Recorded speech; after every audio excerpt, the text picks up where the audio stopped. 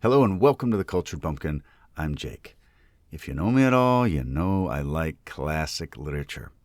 And also, being that some of the audiobooks I do are hours long, and some of you all, you lovely listeners, have the auto download.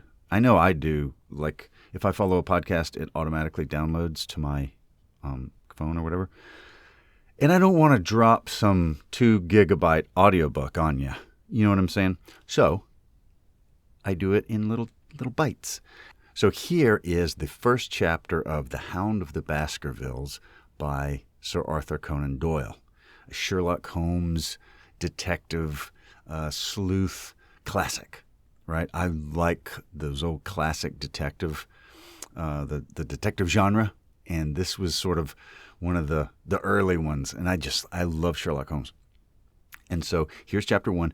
And in the show notes, you can find a link to the entire audiobook, which is on my YouTube channel. And that's where I put my full audiobooks, and I don't drop them here, for reasons I have just stated. Now, one thing I wanted to mention is there's a connection between this novel, The Hound of the Baskervilles, and my hometown of Columbus, Mississippi, believe it or not. Now, I'm not going to go into that yet, but I am in a future episode because I shall be, anyway. But before we get started, 2 things. If you want to hear ad-free listening of my audiobooks, you can check out my Patreon, link in the bio. Or if you want to get into voice acting and you want to learn how to make money with your voice like old Jake does in a wide variety of genres, video games, audiobooks, movie trailers, commercials, I have a coaching program that you can join right now. It's $29 a month. And that's a steal. Okay, I do hour sessions for $99 if I'm coaching somebody. Here, for $29, you can join, and I'll still give you the session. And then you got a bunch of other stuff too. A lot of resources and lots of kicks in the pants to make you do the right thing and start making money and put forth the effort it takes to do it. Anyway, that's a little commercial. And now we're done. And now we're on to the audiobook. Shh. Here we go. The Hound of the Baskervilles by Sir Arthur Conan Doyle. Read by Jake Phillips. Chapter 1. Mr. Sherlock Holmes, who was usually very late in the mornings, save upon those not infrequent occasions when he was up all night, was seated at the breakfast table. I stood upon the hearth rug and picked up the stick which our visitor had left behind him the night before. It was a fine, thick piece of wood, bulbous-headed, and of the sort which is known as a Penang lawyer. Just under the head was a broad silver band nearly an inch across. To James Mortimer, M.R.C.S., from his friends of the C.C.H., was engraved upon it, with the date 1884. It was just such a stick as the old-fashioned family practitioner used to carry, dignified, solid, and reassuring. "Well, Watson, what you make of it?" Holmes was sitting with his back to me, and I had given him no sign of my occupation. "How'd you know what I was doing? I believe you have eyes in the back of your head." "I have at least a well-polished, silver-plated coffee-pot in front of me," said he. "But tell me, Watson, what do you make of our visitor's stick? Since we've been so unfortunate as to miss him and have no notion of his errand, this accidental souvenir becomes of importance. Let me hear you reconstruct the man by an examination of it." "I think," said I, following as far as I could the methods of my companion, "that Dr. Mortimer is a successful, elderly medical man, well esteemed, since those who know him give him this mark of their appreciation." "Good," said Holmes. "Excellent. I think also that the probability is in favor of his being a country practitioner who does a great deal of his visiting on foot." "Why so?" "Because this stick, though originally a very handsome one, has been so knocked about that I can hardly imagine a town practitioner carrying it. The thick iron ferrule is worn down, so it's evident that he has done a great amount of walking with it." Perfectly sound, said Holmes. And then again, there's the Friends of the CCH. I should guess that to be the something hunt, the local hunt to whose members he has possibly given some surgical assistance, and which has made him a small presentation in return. Really, Watson, you excel yourself, said Holmes, pushing back his chair and lighting a cigarette. I'm bound to say that in all the accounts which you've been so good as to give of my small achievements, you've habitually underrated your own abilities. It may be that you are not yourself luminous, but you are a conductor of light. Some people, without possessing genius, have a remarkable power of stimulating it. I confess, my dear fellow, that I'm very much in your debt. He had never said as much before, and I must admit that his words gave me keen pleasure, for I had often been piqued by his indifference to my admiration and to the attempts which I made to give publicity to his methods. I was proud, too, to think that I had so far mastered his system as to apply it in a way which earned his approval. He now took the stick from my hands and examined it for a few minutes with his naked eyes. Then, with an expression of interest, he laid down his cigarette, and carrying the cane to the window, he looked over it again with a convex lens. Interesting, though elementary, said he as he returned to his favorite corner of the settee. There are certainly one or two indications upon the stick. It gives us the basis for several deductions. Has anything escaped me? I asked with some self-importance. I trust that there's nothing of consequence which I have overlooked. I'm afraid, my dear Watson, that most of your conclusions were erroneous. When I said that you stimulated me, I meant, to be frank, that in noting your fallacies, I was occasionally guided towards the truth. Not that you're entirely wrong in this instance. The man is certainly a country practitioner, and he walks a good deal. Then I was right, to that extent. But that was all. Oh, no, my dear Watson, not all, by no means all. I would suggest, for example, that a presentation to a doctor is more likely to come from a hospital than from a hunt, and that when the initials CC are placed before that hospital, the words Charing Cross very naturally suggest themselves. Well, you may be right. The probability lies in that direction, and if we take this as a working hypothesis, we have a fresh basis from which to start our construction of this unknown visitor. Well then, supposing that CCH does stand for Charing Cross Hospital, what further inferences may we draw? Do none suggest themselves? You know my methods. Apply them. I can only think of the obvious conclusion that the man has practiced in town before going to the country.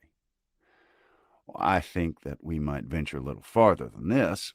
Look at it in this light. On what occasion would it be most probable that such a presentation would be made? When would his friends unite to give him a pledge of their goodwill? Obviously, at the moment when Dr. Mortimer withdrew from the service of the hospital in order to start in practice for himself. We know there's been a presentation. We believe there's been a change from a town hospital to a country practice. Is it then stretching our inference too far to say that the presentation was on the occasion of the change? It certainly seems probable. Now, you'll observe that he could not have been on the staff of the hospital, since only a man well established in a London practice could hold such a position, and such a one would not drift into the country. What was he then? If he was in the hospital, and yet not on the staff, he could only have been a house surgeon or a house physician, little more than a senior student. And he left 5 years ago. The date's on the stick. So your grave, middle-aged family practitioner vanishes into thin air, my dear Watson, and there emerges a young fella, under 30, amiable, unambitious, absent-minded, and the possessor of a favorite dog, which I should describe roughly as being larger than a terrier and smaller than a mastiff. I laughed incredulously as Sherlock Holmes leaned back in his settee and blew little wavering rings of smoke up to the ceiling. As to the latter part, I have no means of checking you, said I, but at least it's not difficult to find out a few particulars about the man's age and professional career. From my small medical shelf, I took down the medical directory and turned up the same. There were several Mortimers, but only one who could be our visitor. I read his record aloud. Mortimer, James, MRCS 1882, Grimpen, Dartmoor, Devon. House surgeon from 1882 to 1884 at Charing Cross Hospital. Winner of the Jackson Prize for Comparative Pathology with essay entitled Is Disease a Reversion? Corresponding member of the Swedish Pathological Society. Author of Some Freaks of Atavism, Lancet, 1882. Do We Progress? Journal of Psychology, March, 1883. Medical officer for the parishes of Grimpen, Thorsley, and Highbarrow. No mention of that local hunt, Watson, said Holmes with a mischievous smile, but a country doctor, as you very astutely observed. I think that I'm fairly justified in my inferences. As to the adjectives, I said, if I remember right, amiable, unambitious, and absent-minded. It's my experience that it's only an amiable man in this world who receives testimonials, only an unambitious one who abandons a London career for the country, and only an absent-minded one who leaves his stick and not his visiting card after waiting an hour in your room. And the dog? Has been in the habit of carrying the stick behind his master. Behind a heavy stick, the dog has held it tightly by the middle, and the marks of its teeth are very plainly visible. The dog's jaw, as shown in the space between these marks, is too broad, in my opinion, for a terrier, and not broad enough for a mastiff. It may have been, yes, by Jove, it's a curly-haired spaniel. He had risen and paced the room as he spoke. Now he halted in the recess of the window. There was such a ring of conviction in his voice that I glanced up in surprise. My dear fellow, how can you possibly be so sure of that? For the very simple reason that I see the dog himself on our very doorstep, and there's the ring of its owner. Don't move, I beg you, Watson. He's a professional brother of yours, and your presence may be of assistance to me. Now is the dramatic moment of fate, Watson, when you hear a step upon the stair which is walking into your life, and you know not whether for good or ill. What does Dr. James Mortimer, the man of science, ask of Sherlock Holmes, the specialist in crime? Come in.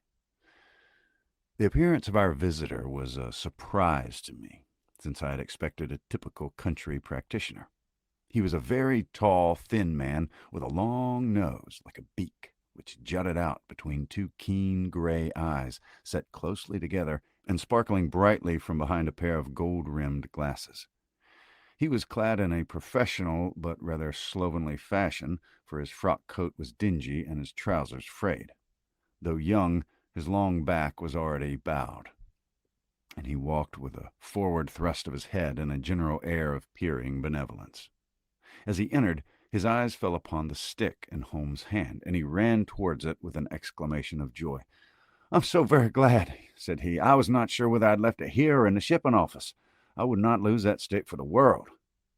"A presentation, I see," said Holmes. "Yes, sir." "From Charing Cross Hospital?" "From one or two friends there on the occasion of my marriage." "Dear, dear, that's bad," said Holmes, shaking his head. Dr. Mortimer blinked through his glasses in mild astonishment. "Why was it bad?" "Only that you have disarranged our little deductions. You're married, you say?" "Yes, sir, I'm married, and so left the hospital, and with it all hopes of a consultant practice. It was necessary to make a home of my own." Come, we're not so wrong after all," said Holmes. "And now, Dr. James Mortimer, Mr., a humble MRCS, and a man of precise mind, evidently. A dabbler in science, Mr. Holmes, a picker-up of shells on the shores of great unknown ocean. I presume that it's Mr. Sherlock Holmes whom I'm addressing, and not— No, this is my friend, Mr. Watson. Glad to meet you, sir. I've heard your name mentioned in connection with that of your friend. You interest me very much, Mr. Holmes. I had hardly expected so dolichocephalic a skull, or such well-marked supraorbital development. Would you have any objection to my running my finger along your parietal fissure? A cast of your skull, sir, until the original is available, would be an ornament to any anthropological museum. It's not to mention to be fulsome, but I confess that I covet your skull." Sherlock Holmes waved our strange visitor into a chair. "You're an enthusiast in your line of thought, I perceive, sir, as I am in mine," said he. "I observe from your forefinger that you make your own cigarettes. Have no hesitation in lighting one." The man drew out paper and tobacco and twirled the one up in the other with surprising dexterity. He had long, quivering fingers as agile and restless as the antennae of an insect. Holmes was silent, but his little darting glances showed me the interest which he took in our curious companion. "I presume, sir," said he at last, "that it was not merely for the purpose of examining my skull that you've done me the honor to call here last night and again today." "No, sir, no, though I am happy to have had the opportunity of doing that as well. I came to you, Mr. Holmes, because I recognize that I am myself an unpractical man, and because I am suddenly confronted with a most serious and extraordinary problem, recognizing, as I do, that you're the second highest expert in Europe."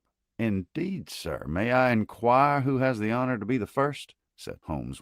"To the man of precise scientific mind, the work of Monsieur to the man of precisely scientific mind, the work of Monsieur Bertillon must always appeal strongly." "Then had you better not consult him?" "I said, sir, to the precisely scientific mind. But as to the practical man of affairs, it is acknowledged that you stand alone. I trust, sir, that I have not inadvertently—" "Just a little," said Holmes. "I think, Dr. Mortimer, you'd do wisely if, without more ado, you'd kindly tell me plainly what the exact nature of the problem is in which you demand my assistance." Wasn't that cool? I love taking old classics and putting a Southern slant upon them. It's like, I don't know, it's just different, and I like it. I hope you did too. If you did, I hope that you'll subscribe and leave a review on the podcast platform you're on. Or if you go over to YouTube, maybe give me a subscribe over there. That's where all the full-length stuff is, by the way. But yeah, thank you very much for listening.